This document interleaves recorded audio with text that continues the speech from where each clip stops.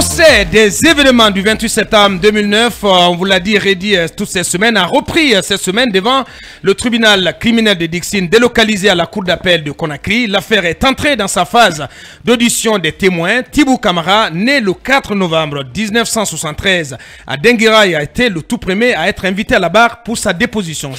Oui, Aboubakara, Tibou Camara a comparu dans un costume bleu et avant sa prise de parole, le juge est revenu sur les préalables, à savoir que la loi lui confère le droit d'être entendu à huis clos s'il le souhaite. Le juge lui a rappelé. L'ancien ministre de la Communication auprès du chef de l'État et du ministre de la Défense a répondu qu'il ne se gêne pas d'être entendu en audience publique. Ensuite, ses liens de parenté et de subordination, le témoin a indiqué au tribunal qu'il n'existe pas de lien de parenté ni de subordination entre lui et qui que ce soit du côté des accusés tout comme du côté des victimes. Enfin, Ibrahima Sorodo Tunkara l'a fait jurer de dire toute la vérité dans son témoignage sans haine ni crainte. Et c'est après avoir prêté serment que Tibou Camara a pris la parole pour sa déposition. Il a fait son exposé préliminaire sur 3 points. Le premier était relatif au voyage que le capitaine Moussa Dadis Camara a effectué au centre-ville de l'Abbé à Moine-Guinée le 26 septembre 2009. Tibou Camara a commencé par rappeler qu'il avait échangé avec le président du CNDD autour de l'objectif de ce voyage. À l'époque, j'ai posé la question au capitaine Dadis pour connaître la motivation exacte qui le poussait à se déplacer sur un territoire jugé hostile et inhospitalier pour le président en fonction qu'il était. Je me rappelle de ce qu'il m'avait dit à l'époque, à savoir qu'il ne voulait pas donner le sentiment d'être le président d'une partie de la Guinée et pas d'une autre. Et en tant que soldat et serviteur, il ne voulait pas donner le sentiment qu'il y a une partie du territoire qui lui est autorisée et une autre partie qui lui est interdite.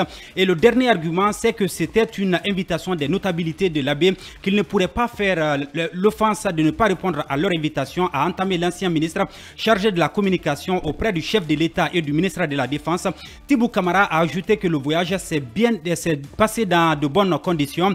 Les populations de l'Abbé ont réservé un accueil chaleureux au chef de l'État. Sur le retour, a-t-il rappelé, l'équipe a fait escale dans une station-service.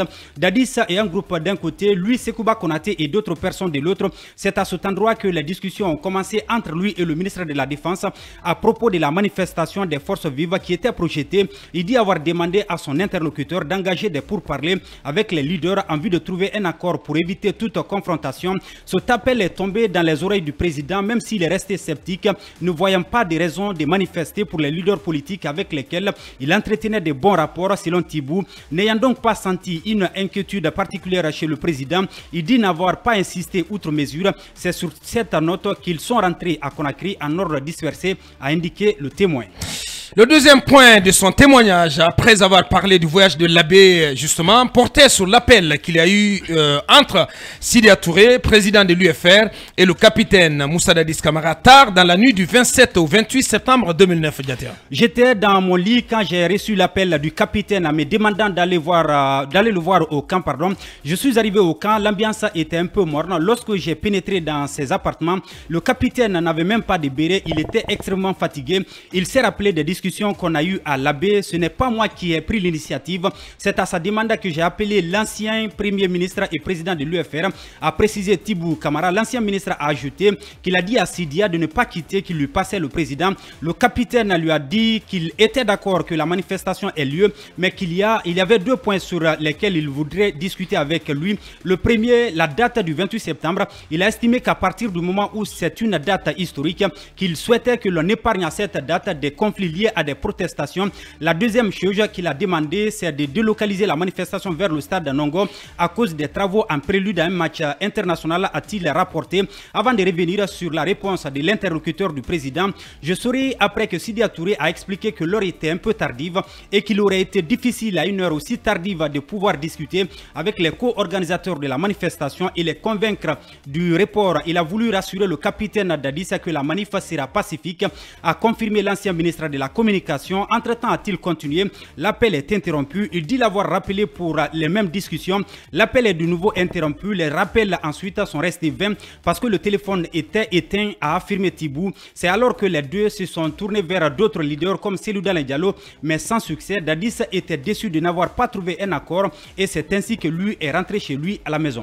Le troisième et dernier point de son témoignage, parlant toujours de Tibou Camara, était consacré à la visite qu'il a rendue au président du CNDD décédé entre 18 et 19h dans la soirée du 28 septembre après le massacre d'Yatia. Je dormais dans la journée du 28 septembre lorsqu'un de mes oncles qui a ses bureaux en ville est venu à mon domicile pour demander de me réveiller parce que des choses graves se passeraient en ville. À partir de mon domicile, j'ai pu suivre l'évolution de la situation à travers des radios libres et des appels d'amis jusqu'à la tragédie qui a suivi, a-t-il rappelé. À la fin de la journée, a poursuivi Tibou Camara, le capitaine Dadis l'a appelé au téléphone pour lui demander de se rendre au camp si c'était possible. Il dit avoir répondu qu'il n'y avait pas de circulation. Dadis a alors dépêché le colonel Issa Camara, ancien gouverneur de Mamou, et d'autres agents le cherchaient à son domicile. Quand il est arrivé au camp Alfaya Diallo, il a trouvé Dadis assis dans un couloir, les mains sous la tête, a expliqué le témoin. Lorsque je suis rentré, il m'a vu comme ça et il s'est écrié: Tibou, tu as vu ce qu'on m'a fait? Est-ce que tu as vu ce qu'on m'a fait? J'étais un peu surpris. Il n'a cité le nom de personne et il ne s'en est pas expliqué davantage. C'est vraiment une des rares fois que je l'ai vu dans une position de faiblesse. Moi, j'étais habitué à l'homme d'autorité, à l'homme de pouvoir, sûr de lui en toute confiance dans toutes les situations. Et naturellement, je n'avais pas de mots, surtout qu'entre-temps, il a continué dans son bureau. C'est souvenu le ministre de la Communication, Soudadis. C'est devant Thibaut Camp que les premières explications ont été données au président sur le déroulement et le film de la journée du 28 septembre. Selon lui, la plupart de ceux qui rapportaient les faits disaient au capitaine que les victimes l'ont été par bousculade. Il s'est souvenu avoir répliqué qu'il y en a d'autres qui ont été touchés par balle. Au moment où il le quittait, a précisé Tibou, Dadis se préparait à autoriser l'évacuation des cellules à l'étranger pour ses soins suite au coup qu'il a reçu au stade. Avant de terminer son audition, le témoin a été interrogé par le juge, les membres du parquet et les avocats de la défense et des parties civiles dans le but d'avoir plus de précisions. Il a été soumis à un feu roulant de questions. L'ancien ministre a répondu à quelques-unes et a esquivé d'autres, arguant qu'il veut rester dans les limites des faits dont il a connaissance. Mercredi, c'est le général de brigade Oumar Sano, âgé de 64 ans, qui a succédé à Tibou Camara à la barre. Oui, ce deuxième témoin a comparu dans un costume kaki arborant des lunettes. La loi lui confère le droit d'être entendu à huis clos. Après ce rappel du juge, l'ancien chef d'état-major général des forces armées sous le CNDD a opté pour l'audience publique avant de préciser qu'il n'y a aucun lien de subordination entre lui et qui que ce soit du côté de la défense ou du côté des victimes.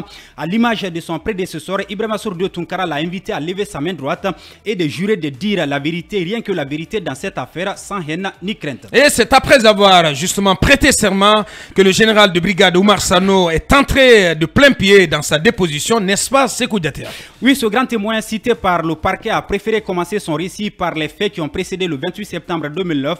Selon l'ancien chef d'état-major général des forces armées sous le CNDD, de son bureau au camp Almami Samouri Touré, il s'est rendu au camp Alfaya Diallo entre le 25 et le 26 septembre pour rencontrer le ministre de la Défense. Il dit avoir trouvé le général Sekouba Konaté, non pas dans son bureau mais chez le président. Dadis aurait dit qu'il y a trop de murmures dans la cité, qu'il ne souhaiterait voir aucun militaire dans la rue si le meeting des forces vives a lieu. C'est après que le président du CNDD a voyagé sur la baie, a rappelé le témoin. Oumar Sano a ajouté que tout le monde était informé du meeting des forces vives, mais que lui personnellement n'était pas trop convaincu de sa tenue à cause du bon rapport que le capitaine Dadis s'entretenait avec les leaders politiques d'alors, comme le président le lui avait demandé le 27 septembre à la veille du meeting des forces vives à 10 h. Précisément, il a passé le communiqué à tous les chefs d'état-major particuliers et les commandants des grandes unités de consigner tous les militaires dans les casernes. Pour parler de la journée du 28 septembre, l'ancien chef d'état-major général des forces armées a expliqué qu'à partir de 7 h déjà, il était arrivé à son bureau au camp Samouri. Oui, c'est en étant à son bureau qu'il dit avoir appris beaucoup de choses du massacre au stade à travers son poste récepteur. Il s'est souvenu qu'entre 10 h et 11 h, une dame l'a appelé au téléphone. Elle se présente à moi, je suis responsable de la Croix-Rouge internationale, qu'elle est là pour former la Croix-Rouge guinéenne. Elle me dit, je suis au stade, on est débordé, il y a beaucoup de blessés et il y a des morts. Et elle dit qu'on a une seule ambulance. Je voudrais que vous m'aidiez à avoir des ambulances, à rappeler le témoin. Il dit avoir aussitôt appelé le ministre de la Santé pour lui faire la situation, alors que ce dernier était en route pour son chantier. Le colonel Ablaye Cherif Diaby lui aurait répondu que toutes les ambulances de l'armée sont sur cale. C'est seulement à Donka où il y avait une ambulance. Celle-ci aussi était en train de transporter des blessés. Puisqu'elle ne voyait pas de nouvelles ambulances, la responsable de la Croix-Rouge a ensuite sollicité des camions. Oumar Sano a alors demandé au commandant du train militaire de préparer et d'acheminer 3 camions au stade qui ont été complétés à 4 après. Sous les directives de la française, les chauffeurs ont embarqué les corps pour la morgue de l'hôpital Ignace Dine pour n'avoir pas trouvé les responsables responsable de la morgue sur place, les chauffeurs ont décidé d'aller garer les camions dans l'enceinte du camp Samori. Selon l'officier à la retraite, il n'a pas vu les corps, mais il a été porté à sa connaissance que la dame en a embarqué 155 dans les différents camions. Tous ont été transportés à Ignace Dine, plus 2 autres retrouvés plus tard. Les camions ont été retournés au parc du train militaire aux environs de 17 h, a conclu le témoin parlant de la situation des corps. Le témoin, Sékou Diaté, est revenu sur les conditions dans lesquelles il a rencontré le président du CNDD dans la soirée du 28 septembre 2009, donc après le massacre. Selon donc l'ancien chef d'état-major général des forces armées sous le CNDD, il est resté dans son bureau au camp Almami Samori Touré jusqu'à 16 h. Il a quitté après pour le camp Alfaya Diallo en compagnie de l'actuel directeur du cabinet du ministère de la Défense afin de rendre compte de ce qui s'est passé au fil de la journée concernant l'armée. Ils ont trouvé Dadissa dans son salon avec les éléments du salon. Quand on est venu, on l'a trouvé en train de crier sur ces éléments du salon en disant que vous m'avez empêché de sortir. Je voulais aller calmer les gens. Quand il veut s'approcher de la porte, tout le monde vient prendre ses pieds. Il a dit qu'il connaît les militaires guinéens, que voilà ce qu'ils ont fait, qu'ils l'ont trahi. Abba et moi avons cherché à le calmer, mais sans succès. On n'a même pas pu lui faire le compte rendu. Après 17 h, nous avons quitté, a-t-il précisé. Que c'est-il des militaires qui ont fait irruption au stade? C'est une autre question qui a été posée au témoin général Sano. Oui, étant à la tête de tous les militaires au moment où les événements du 28 septembre survenaient, confirme-t-il que ce sont les forces de défense et de sécurité qui sont les auteurs des infractions qui ont été commises au stade? La question lui a été posée par l'un des substituts du procureur. C'est ce que j'aurais appris, qu'il y a des militaires qui sont allés là-bas, a répondu le général de brigade Omar Sano. Quel militaire a enchaîné Abdoulaye Babadi Kamara? On parle de béret rouge, a répliqué l'officier. Je n'étais pas au stade, je ne sais pas qui sont ceux qui y sont allés, mais ce que j'entends et le débat ici, c'est la garde présidentielle, a-t-il ajouté. Omar Sano a rappelé que ces instructions ont été respectées par les hommes qu'il commandait, celle de ne pas sortir des casernes. Il a aussi précisé que la garde présidentielle ne relevait pas de lui suite à une décision verbale du ministre de la Défense quand il a été nommé. L'ancien chef d'état-major général des armées n'a pas été épargné par la question relative au recul de Kalea. Effectivement, cette autre question lui a été posée par Abdoulaye Babadi Kamara, membre du parquet. Il lui a demandé ce qu'il sait des recrues de Kalea parce qu'il était à l'époque chef d'état-major général des forces armées. Omar Sano a répondu clairement que le centre d'instruction de Kalea ne relevait pas de lui. Tous les éléments qui ont été recrutés, je n'ai ni désigné, encore moins proposé une personne. Le ministre de la Défense ne m'a pas chargé, il ne m'a pas intéressé pour le recrutement à Kalea. Pour ce recrutement, le ministre de la Défense m'a dit que ce n'est pas mon problème, que ce sont leurs gardes. Donc, je ne connais rien de Kalea, a-t-il affirmé. Cependant, a poursuivi l'officier militaire à la retraite quand il a été question de disloquer le groupe des recrues et de les éloigner de Conakry après la tentative d'assassinat dont Dadis a été victime. Ces services ont été sollicités par le ministre de la Défense qui redoutait une attaque de la part de ces éléments.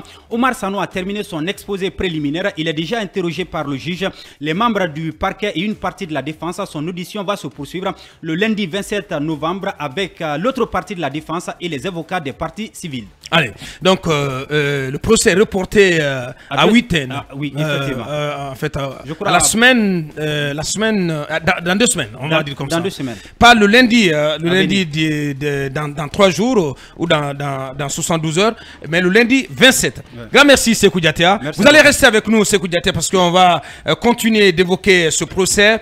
Mirador continue, Tidjane et Touré.